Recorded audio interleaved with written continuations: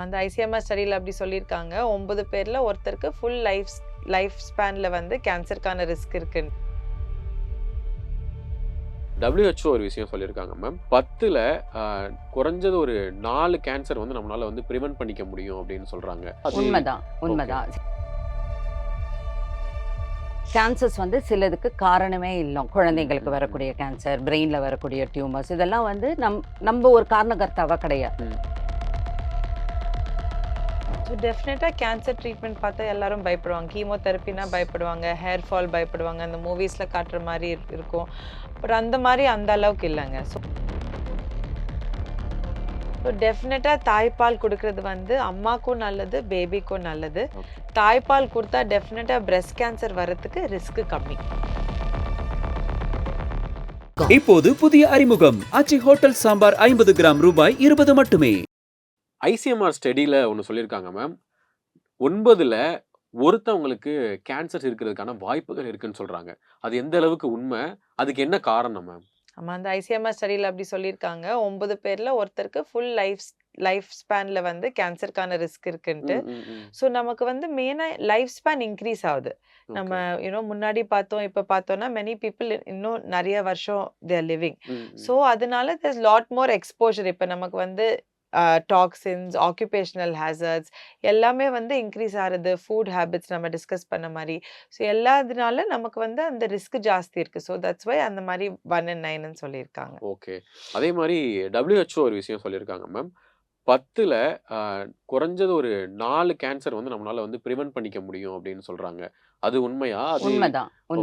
WHO வந்து என்ன சொல்றாங்கன்னா, கேன்சர்ஸ் வந்து சிலதுக்கு காரணமே இல்லை. குழந்தைங்களுக்கு வரக்கூடிய கேன்சர், பிரெயின்ல வரக்கூடிய டியூமர்ஸ், இதெல்லாம் வந்து நம்ம ஒரு காரணகர்த்தாவா கிடையாது.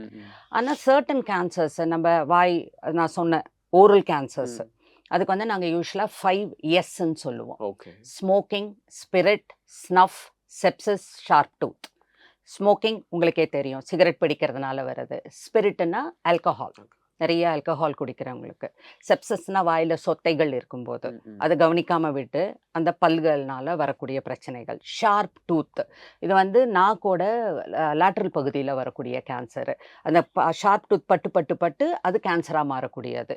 ஸ்னஃப்னா வி கால் திஸ், இது இங்கே ஏரியாவை தான் நம்ம ஸ்னஃப் பாக்ஸ்ன்னு சொல்லுவோம். இந்த மூக்குப்பொடி இங்கே வச்சு இப்படி பண்ணுவாங்க. ஸோ அதனால தான் this area is called as a snuff box அப்படின்னு சொல்லுவோம்.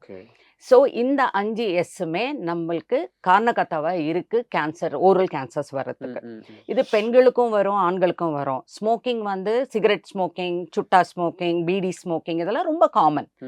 அது மாதிரி பெண்களுக்குன்னா வாயில் சொத்தப்பல் இருந்தது, அதனால நான் பன்னீர் புகையில போட்டேன் அப்படின்னு சொல்கிறவங்களும் ரொம்ப காமனாக இருக்காங்க.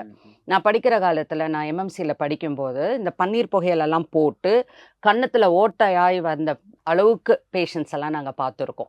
ஸோ இதெல்லாம் வந்து ப்ரிவென்டபிள் கேன்சர் தானே. நம்ம தெரிஞ்சதானே பண்றோம். இதெல்லாம் நம்ம பண்ணாமல் இருந்தால் அந்த கேன்சரே வந்திருக்காதே. ஆல்கஹால் குடிக்காமல் இருந்திருந்தா கேன்சரே வந்திருக்காதே. லிவர் கேன்சர்லாம் கொஞ்சம் கேரளாவில் அதிகமாக இருக்கும் பார்த்தீங்கன்னா. ஸோ அது வந்து you can related to alcoholism. Alcohol also உங்களுக்கு வந்து பிரெஸ்ட் கேன்சரும் வரதுக்கான காரணங்கள். ஸோ இதெல்லாம் தான் WHO பாயிண்ட் அவுட் பண்ணுது. ப்ரிவென்டபிள் கேன்சர் 6 கேன்சர் ஏதோ ஒரு காரணத்தால் வருது, நமக்கே தெரியல. அந்த 4 கேன்சர் ப்ரிவென்டபிள் கேன்சர் தானே. அதையும் நம்ம தமிழ்நாட்டிலலாம் பார்த்தீங்கன்னா, டவுன் சவுத்லாம் பார்த்தீங்கன்னா அதிகமாக நம்ம ஹெட் அண்ட் கேன்சர் பார்ப்போம். நிறைய ஓரல் கேன்சர்ஸ் நிறைய. ஓகே.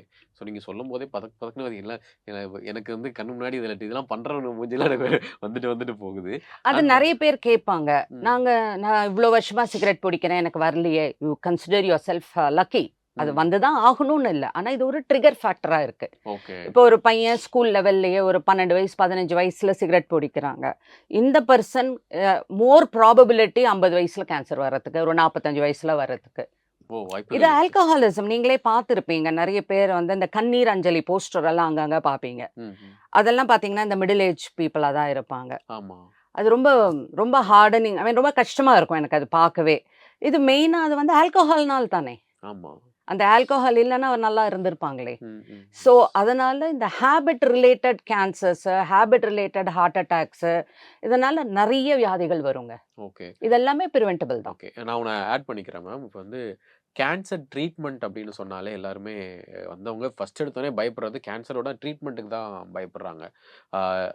சில படங்கள்லயே நம்ம பார்த்திருப்போம். அதுவரைக்கும் கேன்சர்ன்னு அவங்களுக்கு தெரியாமயே இருந்திருக்கும். பட் கேன்சர் தெரிஞ்சதுக்கு அப்புறமா, ட்ரீட்மெண்ட் எடுத்ததுக்கு அப்புறம் வேகமா இறந்து போற மாரிலாம் காமிச்சிருப்பாங்க. ஸோ அதெல்லாம் பார்த்து எல்லாரும் பயந்துருக்காங்க. அது எந்த அளவுக்கு உண்மை மேம்? வர்றவங்க எப்படி சிகிச்சை எடுத்துக்கிறாங்க? ஸோ டெஃபினட்டா கேன்சர் ட்ரீட்மெண்ட் பார்த்தா எல்லாரும் பயப்படுவாங்க. கீமோதெரபினா பயப்படுவாங்க. ஹேர் ஃபால் பயப்படுவாங்க. அந்த மூவிஸ்ல காட்டுற மாரி இருக்கும். பட் அந்த மாரி அந்த அளவுக்கு இல்லங்க. ஸோ ஃபர்ஸ்ட் ஆஃப் ஆல் ஒரு கேன்சருக்கான ட்ரீட்மெண்ட் வேற. இப்ப நம்ம ஏர்லி ஸ்டேஜ் பார்த்தோம்னா, சில பேருக்கு கீமோதெரபி தேவைப்படாம இருக்கலாம். ஓகே. அண்ட் இப்ப நெறைய ட்ரீட்மெண்ட்ஸ்ல நியூவர் மொடாலிட்டீஸ் இருக்கு. இப்ப நம்ம கீமோதெரபி பார்த்தோம்னா, சைட் எஃபெக்ட்ஸ்க்கு நெறைய ட்ரீட்மெண்ட் இருக்கு. கீமோதெரபிலயே டார்கெட்டட் தெரபி, இம்யூனோதெரபின்னு சொல்லுவோம். அது வந்து ஸ்பெசிஃபிக்கான கேன்சருக்கு ஸ்பெசிஃபிக் ட்ரீட்மெண்ட். அதுக்கு நெறைய சைட் எஃபெக்ட்ஸ் இல்லாம இருக்கலாம். ஓகே. சில கீமோதெரபிக்கு டெஃபினட்டா சைட் எஃபெக்ட் இருக்கும். இப்ப கீமோதெரபி என்னன்னு பார்த்தோம்னா, கீமோதெரபி வந்து அந்த கேன்சர் செல் வந்து ரெப்ளிகேட்டிங் செல். அது வந்து ஓகே. 2, 4ஆ மாறுது, டிவைட் ஆயிட்டு 4, 8 அந்த மாரி மாறிட்டு இருக்கும். ஸோ அந்த மெடிசின் வந்து அந்த ராபிட்லி டிவைடிங் செல்ல டார்கெட் பண்ணும்.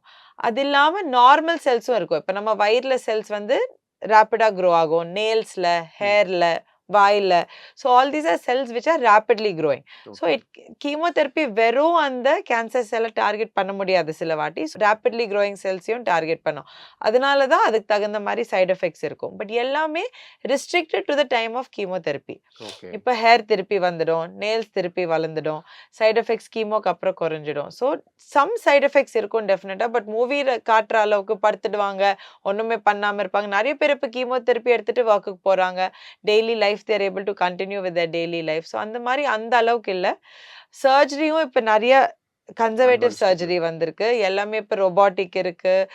லாப்ரோஸ்கோபிக் சர்ஜரிஸ் இருக்கு. 1 டேல சர்ஜரி பண்ணி வீட்டுக்கு போற மாரி இருக்கு. ஸோ எல்லாமே the techniques are getting better. Techniques better ஆனா நமக்கு சைட் எஃபெக்ட்ஸ் குறையுது. ஓகே. ரேடியேஷன் தெரப்பி பத்தி டாக்டர் ரத்னா சொல்லுவாங்க. அதுலயும் நெறைய அட்வான்ஸஸ் இருக்கு. முன்னாடி மாரி அந்த ரேடியேஷன்னா நெறைய சைட் எஃபெக்ட் அந்த மாரி எல்லாரும் பயப்படுவாங்க. ஸோ அது இல்லாம டார்கெட் பண்ணி ஸ்பெசிஃபிக் ஆர்கன்ஸ்க்கு பண்ணி அந்த சைட் எஃபெக்ட்ஸ் இல்லாமலயும் நெறைய இருக்கு. So okay. With modern development side effects are definitely reducing. So treatment பத்தி பயப்பட வேண்டாம். டெஃபினட்டா ஏதாவது ப்ராப்ளம் இருந்தா டாக்டர் கிட்ட காட்டிட்டு எந்த மாரி ட்ரீட்மெண்ட் தேவை ஃபர்ஸ்ட் அது இம்பார்ட்டன்ட். எல்லாருக்குமே எல்லா ட்ரீட்மெண்ட் தேவைப்படாம இருக்கலாம். ம், ம். ஸோ எந்த மாரி ட்ரீட்மெண்ட் தேவை, அதுக்கு என்ன சைட் எஃபெக்ட்ஸ் இருக்கோ, அதுக்கு என்ன ட்ரீட்மெண்ட் பண்ணலாம், நெறைய ஆப்ஷன்ஸ் இருக்குங்க. முன்னாடி மாரி இல்லவே இல்ல. Okay ma'am.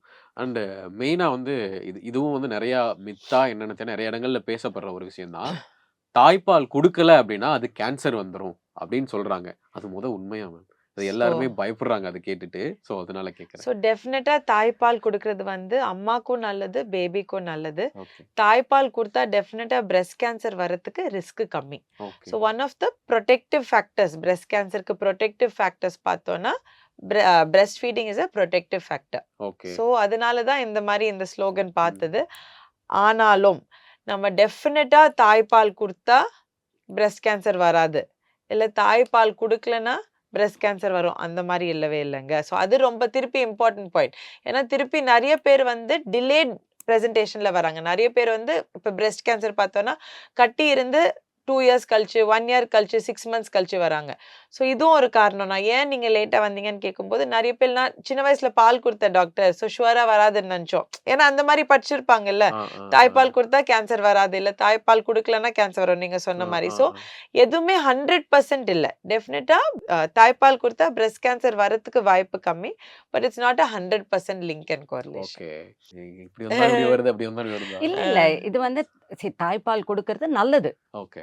குழந்தைங்களுக்கு 6 months of absolute breastfeeding ரொம்ப நல்லது. ம், ம். அது குடுக்கணும் அப்படிங்கிறது. What we are trying to tell, it's not a sole okay. Reason. Reason அப்படி அது கிடையாது. மட்டுமே ரீசன் ஆ. கிடையாது. அது மட்டுமே ரீசன் கிடையாது. ஓகே. பட் டெஃபினட்டா தாய்ப்பால் குடுக்கறது குடுக்கறது நல்லது. ரொம்ப நல்லது. ஓகே. சம்டைம்ஸ் வந்து இது இன்னொரு டாபிக்கே இருக்கு. தாய்ப்பால் குடுத்தா அழகு போயிரும். அதெல்லாம் வந்து சொல்லுவாங்க. இல்ல. அதெல்லாம் ஆகாதுங்க. The okay. purpose of mammary glands for breastfeeding தானே. Okay. Okay ma'am. And lot of benefits அம்மாக்கும் பெனிஃபிட்ஸ் இருக்கும், பேபிக்கும் பேபிக்கும் பெனிஃபிட்ஸ் இருக்கும். ம். ஸோ டெஃபினட்டா தாய்ப்பால் குடுக்கறதுனால. பட் சில பேர் வந்து குடுக்க முடியாம இருக்கலாம். ஸோ ம், ம். அவங்களுக்கு சொல்ல வரோம் நாங்க. இப்ப ஓகே. குடுக்க முடியாத சிச்சுவேஷன் சில பேருக்கு இருக்கும். அவங்க வந்து இது டெஃபினட்டா இதனால கேன்சர் வந்துடும்னு பயப்பட்டு தேவையில்ல. ஓகே, தேவையில்ல. ஓகே. சம்டைம்ஸ் வந்து இன்ஃபர்டிலிட்டிக்காக ட்ரீட்மெண்ட் எடுக்கிறவங்க, ஸோ அவங்க இந்த ஐவிஎஃப் அந்த பேஸ்டான ட்ரீட்மெண்ட் எடுக்கிறவங்களுக்கு கேன்சர் வர்றதுக்கான வாய்ப்புகள் இருக்குதா மேம்? அந்த மாதிரி எது இருக்கா? ஸோ இன்ஃபர்டிலிட்டிக்கு வந்து நிறைய ஹார்மோன்ஸ் கொடுப்போம். ஸோ பிரெஸ்ட் கேன்சருக்கு ஒரு ஒன் ஆஃப் த ரீசன்ஸ் வந்து ஹார்மோன்ஸ். ஓகே. ஸோ அது வந்து 2 விதமா ஜென்ரலா பார்ப்போம். ஓரல் கான்ட்ராசெப்டிவ் பில்ஸ் அது வந்து பிரெக்னென்ட் ஆகாம இருக்கிறதுக்கு எடுக்கிறதுக்கு. இன்னொன்னு வந்து மெனபாஸ் வந்து ஹார்மோன் ரீப்ளேஸ்மென்ட் தெரப்பின்னு சொல்லுவோம். அது வந்து மெனபாஸ் ஆனதுக்கு அப்புறம் நிறைய பேர் எடுத்துப்பாங்க.